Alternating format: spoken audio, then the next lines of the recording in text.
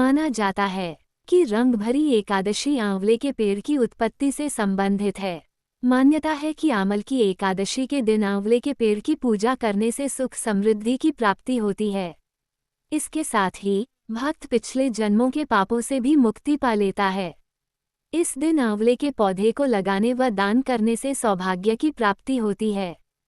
फाल्गुन मास के शुक्ल पक्ष की एकादशी तिथि को रंग भरी एकादशी के रूप में मनाया जाता है। रंग भरी एकादशी को आमल की व आंवला एकादशी के नाम से जाना जाता है।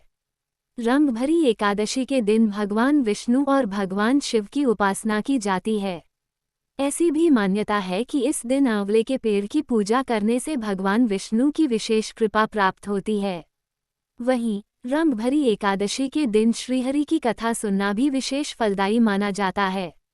रंग भरी एकादशी कथा। पौराणिक कथा के अनुसार वैदिश नाम का एक नगर था और उस नगर में ब्राह्मण, क्षत्रिय, वैश्य और शूद्र रहते थे। वहां रहने वाले सभी लोग भगवान विष्णु के भक्त थे और सब उनकी पूजा में लीन रहते थे। वैदिश नगर के राजा चैतर्थ थे। वे बहुत अधिक विद्वान व धार्मिक थे। उनके नगर में कोई भी व्यक्ति गरीब नहीं था।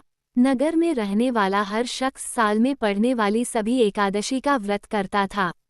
एक बार फाल्गुन महीने में आमल की एकादशी आई।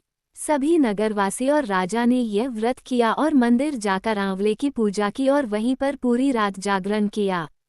तभी उस रात एक बहेलिया वहां पहुंचा जो बहुत ही पापी था और वो बहुत अधिक भूखा व प्यासा था। भूख की तलाश में वह मंदिर पहुंचा और मंदिर के कोने में बैठकर जागरण को देखने लगा।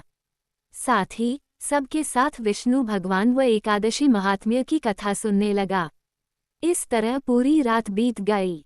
नगर वासियों के साथ बहेलिया भी पूरी रात जागा रहा। सुबह होने पर सभी नगरवासी अपने घर चले गए। बहेलिया ने भी घर जाकर भोजन किया, लेकिन कुछ समय के बाद बहेलिया की मौत हो गई। हालांकि उसने आमल की एकादशी व्रत कथा सुनी थी और जागरण भी किया था, जिसके चलते उसका अगला जन्म राजा विदुरथ के घर हुआ। राजा ने उसका नाम वसुर्थ रखा। बड़ा होकर वह नगर का राजा बना। एक दिन वह शिकार पर निकला, लेकिन बीच में ही रास्ता भूल गया। रास्ता भूल जाने के कारण वह एक पेड़ के नीचे सो गया। थोड़ी देर बाद वहीं मलेच्छ आ गए और राजा को अकेला देखकर उसे मारने की योजना बनाने लगे। उन्होंने कहा कि इसी राजा के कारण उन्हें देश निकाला दिया गया, इसलिए इसे हमें मार देना चाहिए। इस बात से अनजान राजा सोता रहा।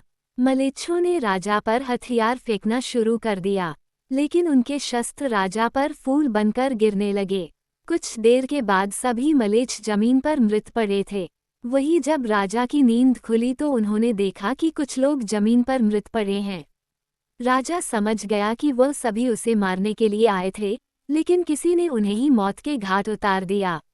ये देखकर राजा ने सोचा कि जंगल में आखिर कौन उसकी जान बचा सकता है। तभी आकाशवाणी हुई कि हे राजन, भगवान विष्णु ने तुम्हारी जान बचाई है।